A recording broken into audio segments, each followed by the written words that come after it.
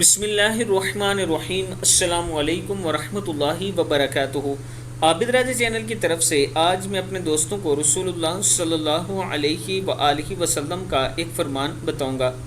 جنت کی مٹی کیسی ہوگی؟ نبی اکرم صلی اللہ علیہ وآلہ وسلم نے ارشاد فرمایا۔